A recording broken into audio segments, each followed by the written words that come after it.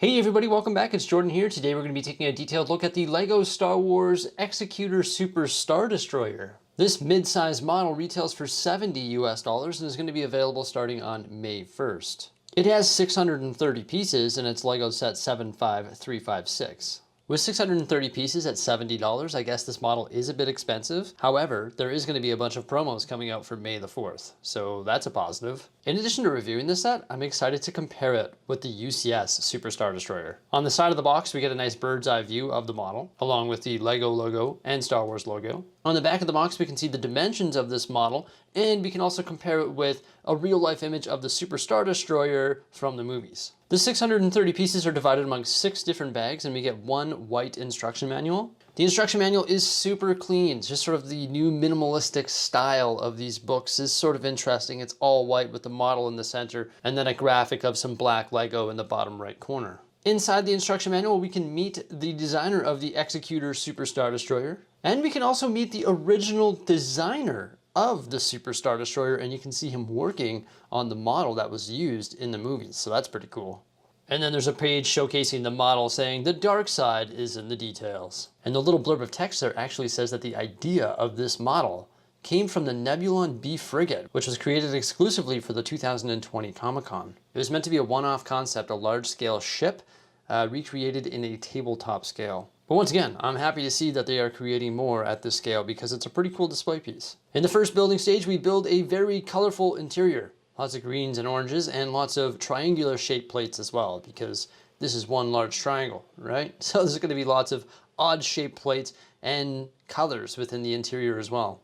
And like lots of different LEGO sets, we build smaller components that then attach to the model. Such as this one here, which is actually the nose, and when it's attached, you can start to see the size of this thing. All sorts of hinge elements within all of those colorful pieces, and once again, more triangular plates on the bottom. Then we create the back end, which was actually 2 different components, and attach it to the model. Now we have the front, mid, and rear attached, and our ship is starting to come together. One of the reasons why they always add so much color to the interior of these models is so it's easier to identify where these gray pieces go. If it was just a big gray triangle, it would be rather difficult to spot where these pieces actually go on the model when you're building it, and the colors help you identify that. Specifically here in the instructions where the pieces that you attach aren't outlined in red. One of the highlights of LEGO Star Wars ships is the greebling. Specifically, the Super Star Destroyer has really nice greebling on the top there, and you can just see that this thing is like thick with detail. About to start bag number 5 here, and it's mainly all light gray pieces. That's because we're about to start building the exterior of the ship.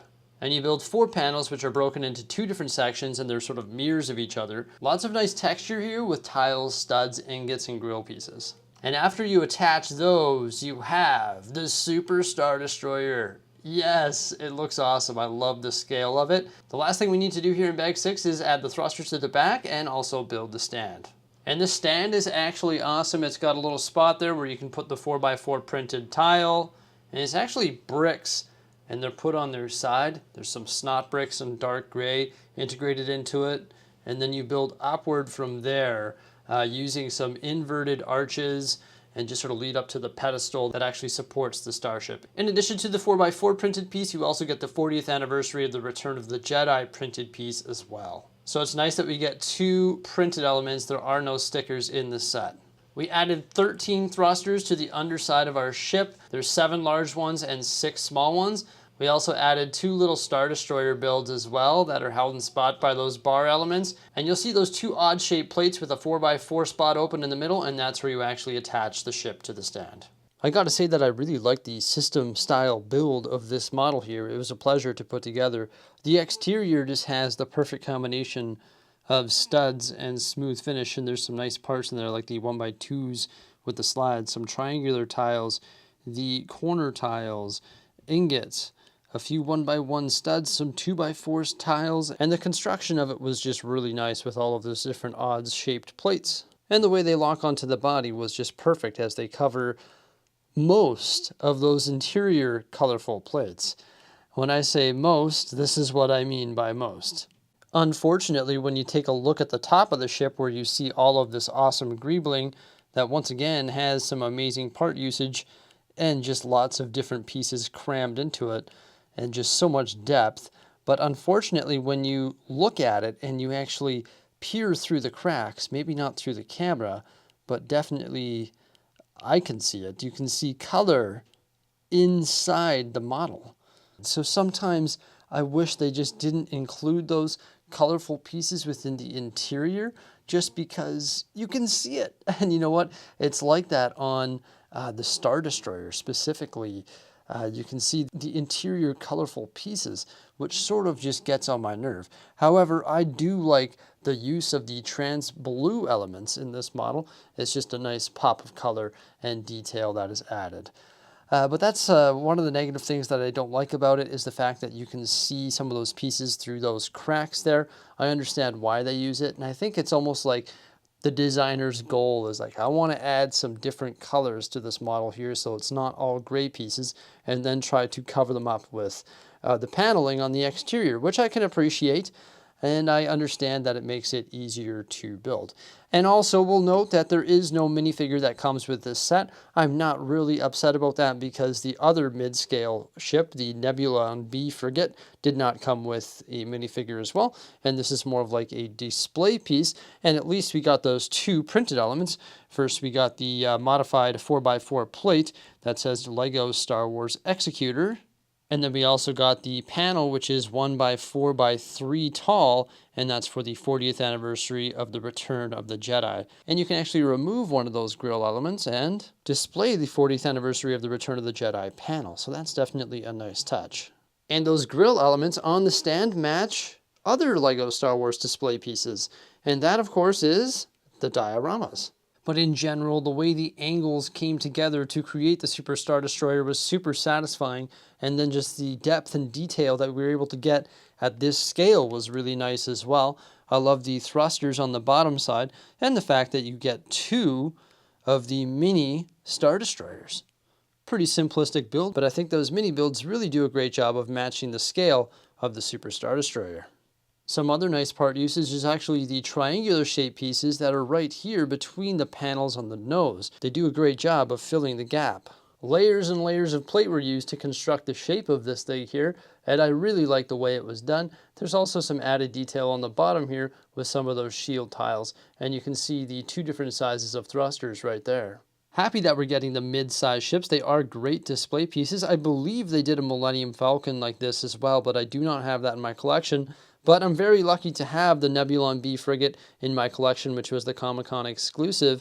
And thank you once again, Tanjam, who was able to access it because he was from the United States, and he actually bought a couple of them and shipped them to me and my buddy Kevin. So thank you once again, Tanjam, for that. It's awesome to have this very rare model in the collection. I love the fact that it comes with the 40th anniversary of the Empire Strikes Back 4x4 modified plate there. And now we have the Executor with the 4x4 plate as well, and also, once again, that panel. So these match up just beautifully, and I'm excited to see if they continue this lineup. Why don't we compare this little miniature or mid-size version with the massive Ultimate Collector Series version? The model that we're having a look at today is 43 centimeters or 17 inches long, 14 centimeters or 5.5 inches tall. So it's a fairly decent size, actually. But the LEGO Star Wars UCS Super Star Destroyer, there's actually only ever been 2 Star Destroyers, so we're having a look at both of them today. So that's a pretty cool fact as well. But it's over 4 feet long. It's 49 inches long. I had to measure 3 times to confirm that that was real, because I didn't believe it. It's 125 centimeters long, and it stands 10 inches tall, or 26 centimeters tall when it's on its 2 display stands. It also comes with 5 minifigures, some of which are exclusive to the set. When the set came out in 2011, it retailed for $400 US, if the facts that Bricksie are telling me are true. And it only has 3,152 pieces. So when you think about that, the sets coming out today, based on their pricing structure and piece count, are actually similar to the ones that came out in 2011. So in my opinion, that's actually a pretty interesting fact. Like I mentioned earlier, greebling is definitely one of the highlights of LEGO Star Wars sets. It's just so well done, specifically with the Super Star Destroyer. I think the greebling here on the UCS version is awesome. However, they use a lot of the same part over and over again, where we actually have a pretty good variety of parts in this one here. I think if they did a new Super Star Destroyer, not saying they have to do one because this one is pretty awesome, I think the greebling would be even better. And once again, you can see some colorful plate exposed, and I'm not sure why they would use colorful plate in some of those instances. You can just see it along the gaps there. So the colorful plate thing is definitely not new, and if you own some of these larger sets, you know that is a fact, specifically with the Star Destroyers. I also find it very funny to compare the size of the Star Destroyers on the side. This one here is much larger than the ones found here, but it's definitely nice that they decided to give us 2 of them in this set here. So there we have the new Executor Super Star Destroyer beside the Ultimate Collector's version.